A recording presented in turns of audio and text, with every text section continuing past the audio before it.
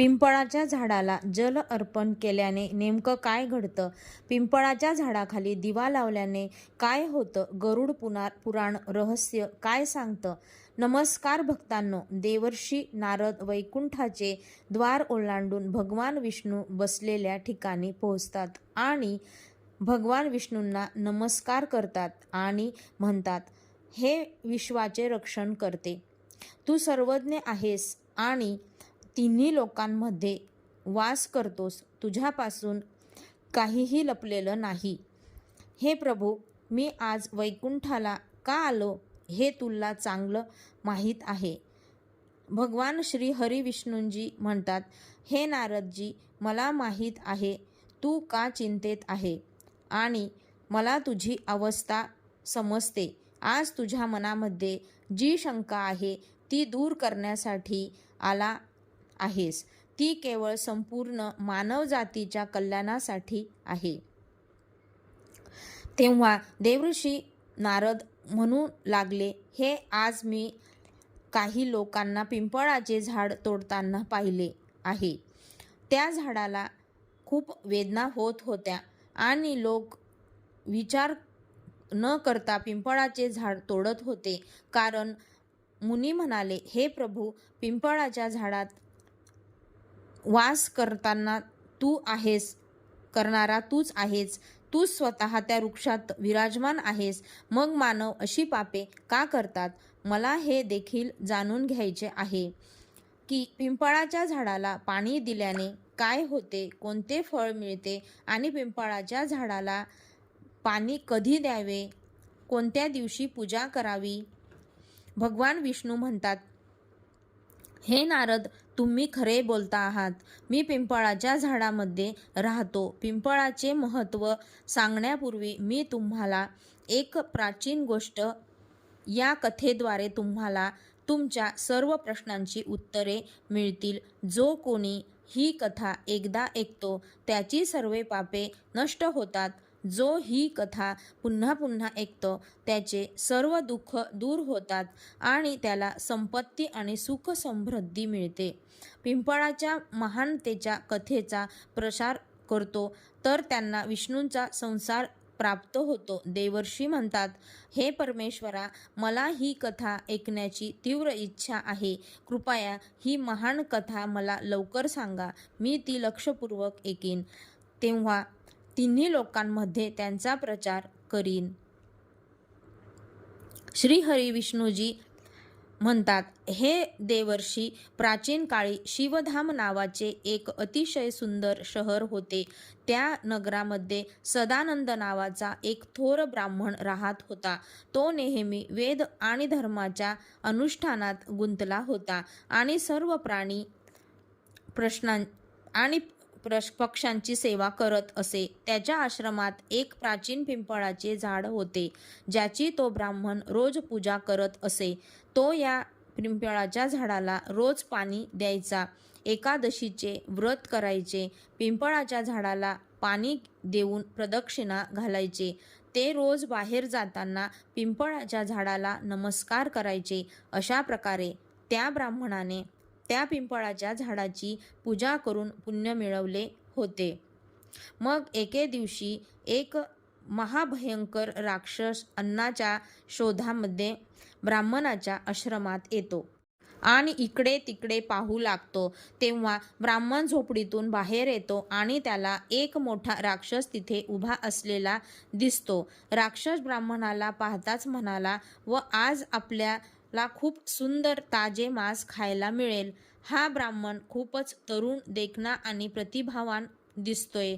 ब्राह्मण त्या राक्षसाला पाहून घेऊ लागतो. हे राक्षस, या गरिबाच्या घरी आपले स्वागत आहे. तुला भूक लागली आहे का? मला सांग. तुला जेवण हवे आहे का? मी तुम्हाला काय देऊ शकतो? ब्राह्मणाचे असे बोलणे ऐकून राक्षस आश्चर्यचकित होतो आणि विचार करू लागतो की हा ब्राह्मण तर मला अजिबात घाबरत नाही. हे फार आश्चर्य वाटले. तो नक्कीच महान तपस्वी दिसतो. तो राक्षस म्हणू लागतो, हे महात्मा, तू कोण आहेस आणि इकडे का राहतोस? मला बघून तू अजिबात घाबरला नाहीस का? तेव्हा तो ब्राह्मण म्हणतो, हे राक्षसा, मी भगवान विष्णूंचा भक्त आहे. मला या जगामध्ये कशाचीच भीती वाटत नाही. मग सांग, तुला काय हवं? तुझी जी काही इच्छा असेल ती पूर्ण होईल. या झाडाखाली इकडे या झाडाखाली बसा. मग राक्षस त्या झाडाखाली जातात. त्याचे शरीर जळू लागते आणि त्याचा मृत्यू होतो आणि त्या राक्षसाच्या शरीरातून एक दैवी मनुष्य बाहेर पडतो. तो मनुष्य अतिशय आनंदित होऊन त्या ब्राह्मणाला म्हणू लागतो, हे ब्राह्मण देवा, हा कोणता चमत्कार आहे ज्याच्या खाली राहिल्यावर मला मोक्ष मिळाला? तेव्हा तो ब्राह्मण म्हणतो, महात्मा, हे पिंपळाचे झाड आहे. हे भगवान विष्णूंचे वास्तविक रूप आहे. तो सर्व पापांचा नाश करणारा आहे. या वृक्षाच्या सान्निध्यात येण्याचे तुमची सर्व पापे नष्ट होतात. मग तो दिव्य पुरुष स्वर्गाकडे जाऊ लागतो. मग एके दिवशी यमराज आपल्या दूतांना बोलवतात आणि म्हणतात, हे दूतांनो, तुम्ही जा आणि शिवधाम गावात राहणाऱ्या सदानंद नावाच्या ब्राह्मणाला पकडून यमराजाची आज्ञा मिळाल्यावर ते दूत यमलोकातून पृथ्वीवर येतात आणि त्या ब्राह्मणाला जिवंत यमलोकात घेऊन जाऊ लागतात. वाटेत महात्मा शांतपणे म्हणू लागतो, हे दूत, तुम्ही काय करत आहात? मी तर मेलोच नाही आणि तुम्ही मला धरून यमलोकात का घेऊन जात आहात? तेव्हा ते यमदूत म्हणू लागतात, हे ब्राह्मणा, शांतपणे तू आमच्याबरोबर या, परंतु तुला परत आणण्याची आज्ञा स्वतः यमराज यांनी दिल्या आहेत. तू असा काय भयंकर गुन्हा केला आहेस आम्हाला माहीत नाही. आम्हालाही जाणून घ्यायचे आहे की तुम्ही कोणते पाप केलेले आहे. मग तो ब्राह्मण शांत राहतो आणि तो यमदूताबरोबर जाऊ लागतो. यमाच्या दूतांनाही फार आश्चर्य वाटले. हा ब्राह्मण शोक करीत नाही किंवा दुःखीही नाही. आपण जे काही प्राणी परत आणतो ते मोठ्याने रडतात, विलाप करतात. तेव्हा यमाचे दूत ब्राह्मणाला श्री महाराज समोर हजर होतात. त्या ब्राह्मणाला पाहताच यमराज घाबरले आणि त्या दूतांनो म्हणू लागले की, दूतांनो, तुम्ही काय केले? कोणाला आणले? मी तुम्हाला सदानंद नावाच्या दुसऱ्या व्यक्तीला घेऊन येण्यास सांगितले होते, ज्याचा मृत्यू झाला आहे. तुम्ही या महात्म्या व्यक्तीला घेऊन यमलोकात आणून मोठी चूक केली आहे. त्यांचे स्थान येथे नाही. भगवान विष्णूंचा भक्त असलेल्या आणि पिंपळाच्या झाडाची रोज पूजा करणाऱ्या या महान आत्म्याला त्यांच्या परवानगीशिवाय येथे आणि हे घोर पाप आहे. ब्राह्मणाला म्हणतात, हे ब्राह्मण देवा, तुमची पत्नी आणि मुलगा खूप दुःखी आणि अस्वस्थ होऊन रडत आहेत. कृपया तुमच्या घरी परत जा. माझ्या दूतांच्या चुकीबद्दल मी तुमची माफी मागतो. कृपया आपल्या घरी परत जाते. तो ब्राह्मण म्हणतो, हे धर्मराज, मी तुला नमस्कार करतो. या संदेशवाहकांनी केलेल्या चुकाबद्दल मी त्यांच्या ऋणी आहे. त्यांच्या चुकीमुळे मी जिवंत असताना तुम्हाला पाहण्याचे सौभाग्य मिळवले आहे. असे सौभाग्य कोणाला मिळते? हे धर्मराज, माझी तुम्हाला एक विनंती आहे. मला संपूर्ण नरक पाहायचा आहे, जिथे पापी लोकांना त्यांचे कर्म भोगावे लागतात. ब्राह्मणाचे म्हणणे ऐकून महाराज प्रसन्न झाले. हे ब्राह्मण देवा, ठीक आहे. जर तुम्हाला तेच हवे असेल तर मी तुमची इच्छा नक्कीच पूर्ण करेन. मग मित्रांनो, यमराज ब्राह्मणाला सर्व नरक पाहण्यासाठी घेऊन जातात. सदानंद ब्राह्मणाने पाहिलं की तिथे पापी आत्मा नरक यातना भोगत आहेत. कोणाला सुळावर चढवलं जात आहे, कोणी प्राणी खातात, कोणाला वेदना होत असतात, कोणी पापी कीटक खात असतात आणि काही पापी उकळत्या तेलाच्या भांड्यांमध्ये शिजवले जात असतात. काही यम पापींना भयंकर वेदना देत आहेत, त्यांच्यावर शस्त्रांनी हल्ला करत आहेत. काही पापी अत्यंत नरकात पीडा देत आहेत आणि काही जळत्या अग्निकुंडात मोठ्याने आक्रोश करत आहेत. हे पाहून सदानंदाला खूप वाईट वाटले. तो त्या पीडित प्राण्यांना होऊ लागलेला, तुम्ही लोकांनी पृथ्वीवर राहून काही चांगले काम केले नाही का, ज्यांच्यामुळे तुम्ही सर्वांना इथे नरकात येऊन त्रास सहन करावा लागतो, शिक्षा भोगावी लागते आहे.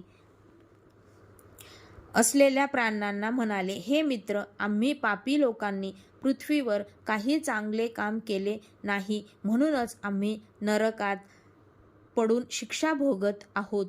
आमचे इतर महिलांशी संबंध होते, इतर लोकांच्या घरात चोरी केलेल्या आहेत, प्राण्यांची हत्या, इतरांवर खोटे आरोप करणे, पाहुण्यांचा अनादर करणे, अयोग्य विचार करणे, अशा अनेक पापे आम्ही केले आहेत.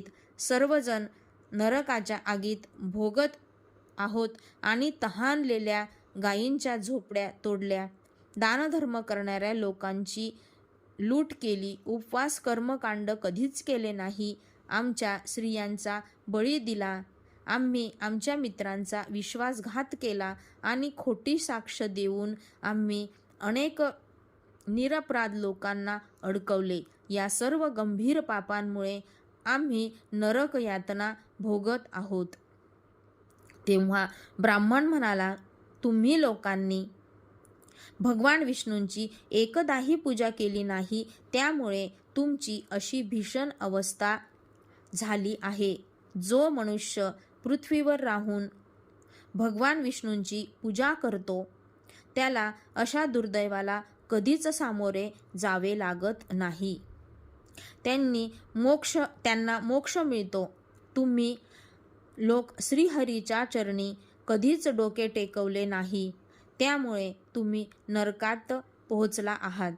तुम्ही लोकांनी पिंपळाच्या झाडाला पाणी कधीच अर्पण केले नाही, पिंपळाच्या झाडाला कधीच जल अर्पण केल्याने अनेक पापांची नष्ट होतात. मग ते नरक प्राणी ब्राह्मणाला देव म्हणू लागतात, आम्ही अपवित्र आहोत, आमच्या पापांमुळे आम्हाला भयंकर त्रास होत आहे, आमचे शरीर नरकात आगीत जळत आहे, पण तुमच्या शरीराला स्पर्श सुद्धा करून आमच्या दिशेने येणारा वारा आम्हाला आनंद देत आहे. आमचे दुःख कमी झाले आहे, आता आम्हाला नरकाच्या आगीचा त्रास होत नाही. हे सदाचारी जीवा, कृपया काही काळ इथेच थांबा, जेणेकरून आम्हाला काही क्षण आनंद आणि शीतलता मिळू शकेल. आम्ही अनेक वर्षांपासून सतत दुःख सहन करत आहोत.